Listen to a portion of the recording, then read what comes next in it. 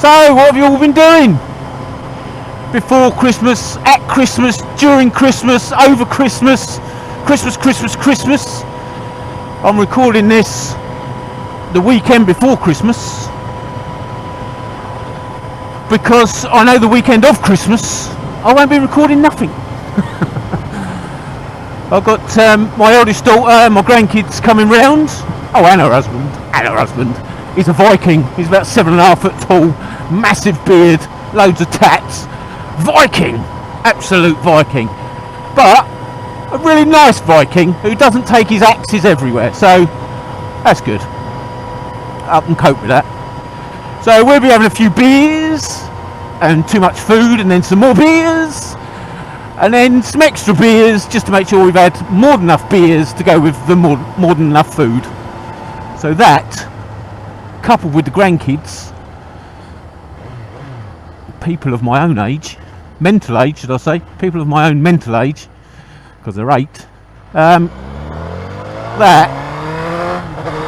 should be fantastic.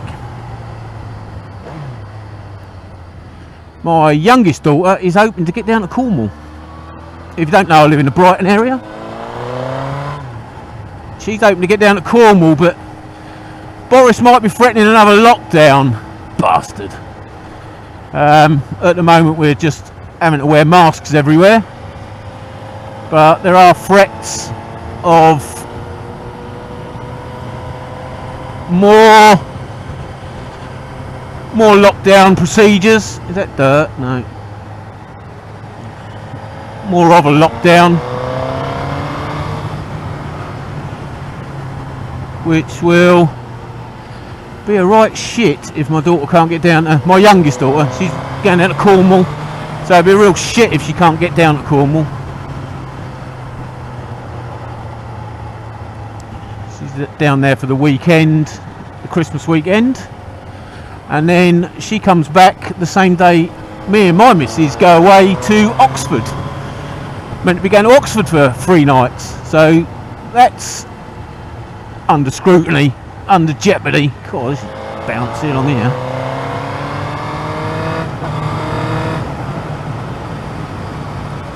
So it's all up in the air at the moment, and it's a long time since I've really been anywhere or done anything. I think the last one was we went up to Bristol to the Clifton Suspension Bridge. Always worth a visit if you're in the area. Fantastic structure, and if you like a bridge, God, it'll span your fucking gorge, I'll tell ya. Anyway, so that was the last time we went out anywhere really. I've ended up down these little bloody country lanes covered in shit again. Yeah, so really want to get away, and we chose Oxford because it's only a couple of hours away, nice easy drive, take our time, go the pretty way, and it's a beautiful, is it a city? It must be a city, they must have a cathedral. So yeah, beautiful place to go see, go wander, look at the architecture. I'm at that age now, well, I can do a bit of architecture. Oh, pardon me. But I'm still young enough on the inside where I need burping occasionally. So yeah, really hoping to get up there, but it's not looking good. I think they're threatening from Boxing Day onwards maybe a lockdown, so 2 weeks.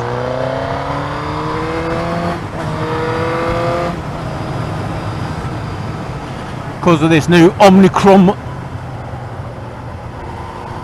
variant, which they're saying get your boosters and all the rest of it, but I've not yet heard enough science to say that the boosters are very effective against the Omicron. They might be good for the Delta and the original, but not for the Omicron. But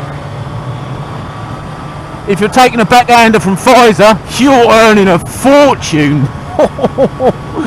Oh dear.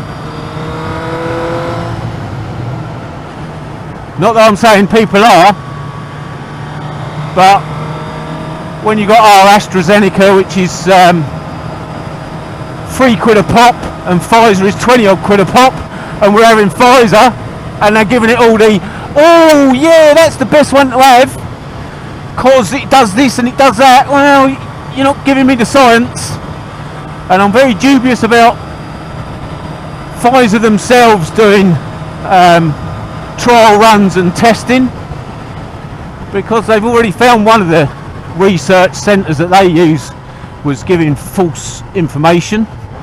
So yes, very sceptical.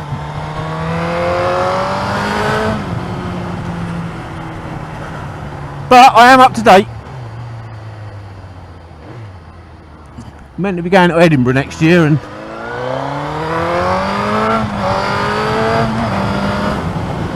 you're definitely going to need proof of vaccination to get into Edinburgh. Well, get into Scotland. So I'm up to date on all mine. But I really don't believe its efficacy, there's the word of the year, efficacy against the Omicron. And there's more and more doctors promoting a healthy immune system, or is it vitamin D3 and K2, so the calcium goes to your bones rather than in your arteries. K2 will also decalcify your arteries, and zinc, which also ups your immune system. So yes, I'm not believing in the science. I'm not hearing enough about the science behind the booster jab and its efficacy against the Omicron variant. Good for Delta. The science seems to be there for that. Obviously the long-term effects of these vaccines and boosters is really unknown. We are as much the guinea pigs as the test group that they started on, what, 3 months before we started taking it. But I am a sceptical little shit. Not so much of the little, alright, sceptical big shit. So yeah, it's I'm not hearing the science. I am hearing more and more doctors taking up the stance of improving your immune system, having your vitamin D3 because we're not getting enough sunlight, especially over the winter. A bit of K2, vitamin K2 with it to make sure the calcium goes to your bones, and zinc, which always helps with your immune system. So yeah, there's more and more doctors I'm finding promoting upping your own immune system, and there's quite a few out there saying, especially in South Africa, that the Omicron is not hospitalising people. The symptoms aren't anywhere near as bad. So yeah, I wasn't 100% about having the booster, but meant to be going to Edinburgh with the family next year, and they'll need an up-to-date COVID passport probably. So I've decided to stay up to date. I don't know whether it's an official side effect, but my missus had the Pfizer and 2 days later she had tendinitis. I had the Pfizer and 2 days later I had real sharp pains going through my wrist. I never ended up with tendinitis, but real sharp pains. Both happened on the arms we had the injections in. So again, there's testing. There's testing being done, but can you trust all of it? I don't know.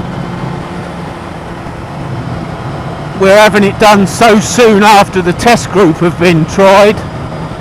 No one really knows. And the longevity of it. Are we just having a booster that is going to be needed to be reboosted in another 3 months? And is it all capitalist pharmaceutical companies making loads of money out of our fear of dying. Who knows? Who knows? Watch Dope Sick on Netflix. That was a true story about a pharmaceutical company and a pain drug, that one was. But yes, very interesting what they got away with.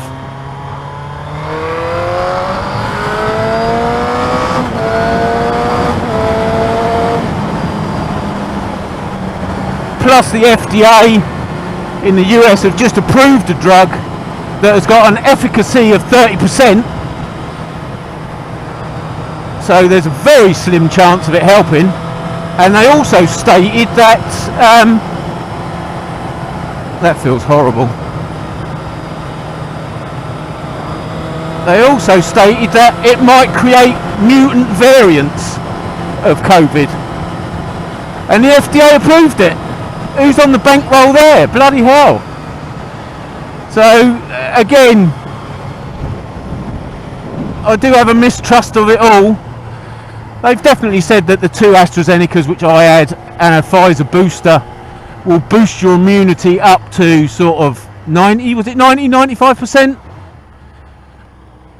But I'm sure that's against Delta, not Omicron. Oh, it's all getting misty now.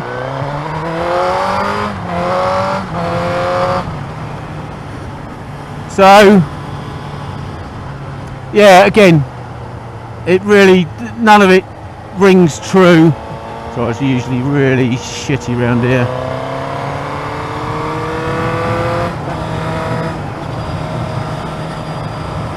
As I say, the science really isn't backing it up. All we've got is pharmaceutical companies telling the politicians that this needs doing, and they might be doing it for the right reasons, but they might just be doing it for the money. Anyway, that's enough preaching from me, as you won't be able to see anything shortly. So whatever you're doing, wherever you're going, have an excellent Christmas. Ta-ra.